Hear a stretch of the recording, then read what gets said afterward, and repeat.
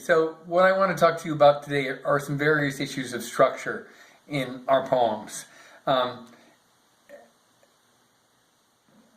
One of the problems of being a free verse poet, as opposed to a poet who wrote sonnets or villanelles, is that a sonnet writer or a villanelle writer always knew where the beginning, middle, and the end of her poem was. A villanelle had a certain number of lines that happened in a certain kind of order, and then the poem was over. But if you're a free verse poet, our poems tend to be they lean towards structurelessness. We don't always know where the beginning, middle, and end is. And a lot of the art of being a free verse poet is deciding where the poem begins, where it's making its turn, where its center is, and how it ends. This is one of the main arguments for doing exercises in class which are based on model poems. Because model poems are, by definition, poems that the teacher is presenting because they're successful, and part of their success depends upon their structure because they're well structured. So last week I sent you a poem by somebody that I know, Peter Harris, which has a very clear, clean structure. The reason for following that poem structure in your exercise is that, well, for one thing, it breaks you out of the habit of your own sort of subject matter and structural habits. It breaks you out of your sort of go-to default sentence making and subject matter and everything else. Also, if you follow the structure carefully, you are internalizing something about the structure of all poems, that they happen with a certain kind of proportion. So we're going to look at that poem quickly right now, and that poem is called Why I Think of the Young Albatross. And I'll read it for you. I know you've had a chance to look at it, and you'll be able to see that it happens in 3 sections, or you could say 4 sections. You could say that the title is one section. So here's the poem. Why I Think of the Young Albatross. A young albatross spends its first 6 years at sea, just flying 24 hours a day, negotiating the infinite. That's a couplet. Then it returns home, practices with other males the intricacies of a mating dance, then tries out dance partners, and is selected for style of his moves. Second couplet. Third couplet. Mates spend 9 months spends 9 months incubating the egg, then 2 years at sea, then back, a little boogaloo with his one and only, and it starts all over again. Now here's the second part of the poem that starts. I'm standing in the backyard with a hammer in my hand, looking at the rotten floorboards on the porch, which I've been meaning for years to rip out and replace. It's October. And then we come to the closure of the poem. The wandering albatross has a 12-foot wingspan. So what we're given is a very clear structure. It just visually, because it happens in couplets, it's well ordered. The title gives us a kind of plot, narrative, and theme, and when we get to the end of the poem, we have to wonder what the answer to that question is, or what the statement that's in the title means. Why I Think of the Young Albatross. And we have the domestic scene. I'm standing in the backyard with a hammer in my hand, looking at the rotten floorboard on the porch, which I've been meaning for years to rip out and replace. It's October. And so he's thinking, standing in the backyard, he's thinking of his own life in relationship to the young albatross. Now, because the parts of this poem are sort of very neatly and proportionately arrayed, we're given a certain kind of cognitive task, a certain kind of leap to make. It's not done for us discursively or explanatorily. We get the pleasure of thinking, well, why is he thinking about this lifespan of the young albatross at this particular moment when he's standing, facing his domestic duties and his domestic neglect? And there are various answers to that question. You could say, because he longs to be as liberated as the young albatross, because he longs to be perhaps, to have his life as well ordered and well sort of blueprinted as the young albatross. But anyway, one of the reasons we're able to enjoy the poem, one of the reasons why it's a good, soundly structured poem, is because the parts are well arranged, the syntax is complete. We have a sense of that the whole has been orchestrated by the writer, and we get the pleasure of participating in the closure of the poem. So that's, in a certain kind of way, this is an associative poem. It belongs to the category of associative poems, and it's a poem in which there is, I want to introduce the term hierarchy. There's a hierarchy. The poem has some parts subordinated to other parts, and you could say that the speaker's life is probably the center of the poem. That we know that that's where the emotional heart is. There's no way to structure a free verse poem unless you know what the center of your poem is. Whether that's a conceptual center, whether that's a statement that's hiding someplace in the poem that the reader reads and recognizes as a central sort of pinion or fulcrum of the poem, or whether it's an emotional intensity or an imagistic intensity which holds the center of the poem. In other words, the poem has a center. That center doesn't necessarily need to occur at the geographical center of the poem. It could be the first line. The first line of Auden's poem, Musée des Beaux-Arts, is about suffering. They were never wrong, the old masters. And we know that's the center of the poem, that's the thesis statement of the poem. Many poems end in an epiphany, and we know that that's where the center of the poem is.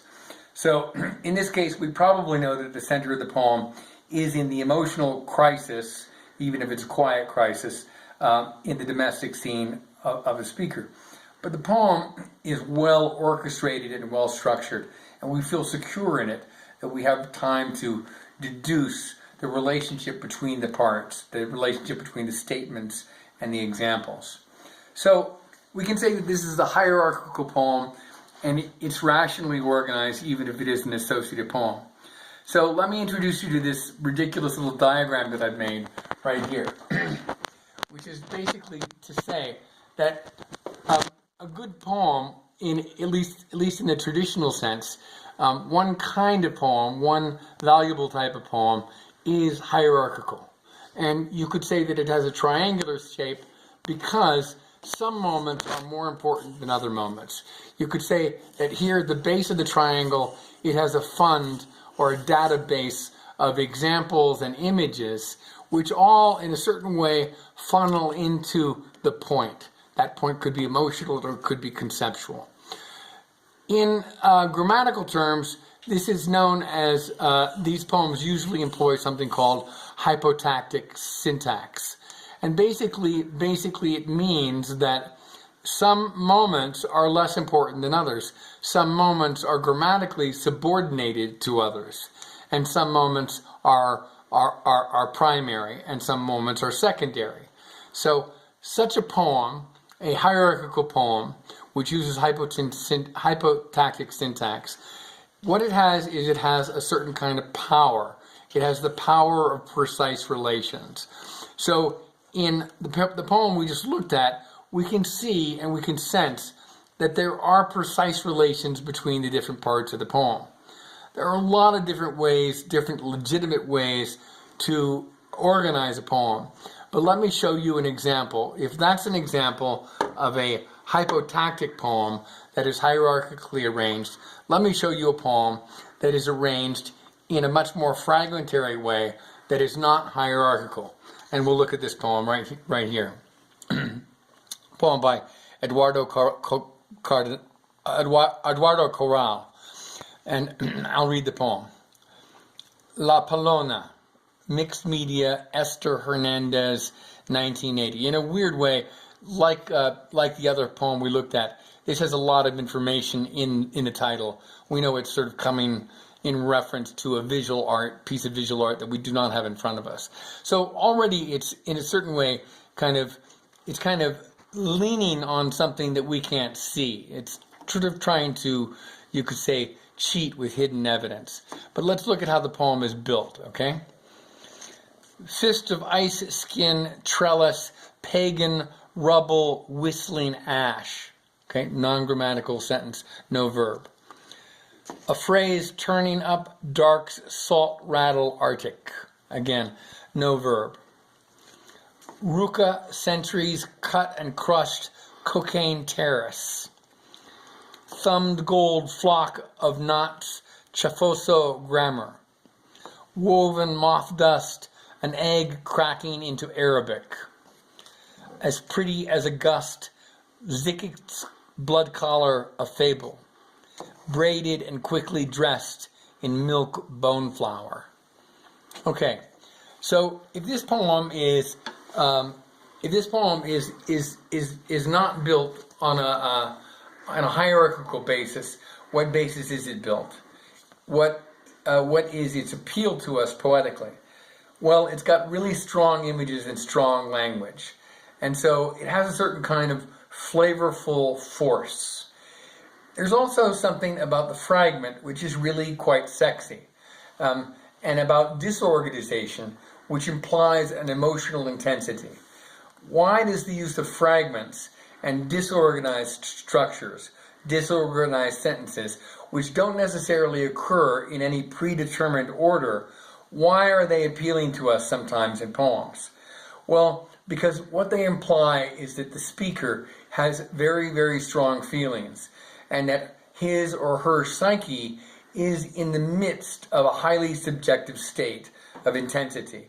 And that itself is kind of appealing in the way that a hysterical or a weeping person is convincing, is persuasive. What do we want in poems? We want them to be persuasive. So this is a form of persuasion which sometimes can be very effective. I don't think in this particular case it's all that effective. But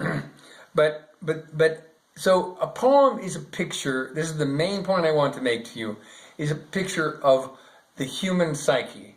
And you can see that in the first example we looked at, we see a psyche that in some ways is organized, is rationally collating and combining things out of memory, thinking about the lifespan of the young albatross, thinking about his own life, and collating them and making sense of them. That there's a kind of serious arrangement going on. In the second poem, we see that the poem is all expressive or explosive, or you could say implosive.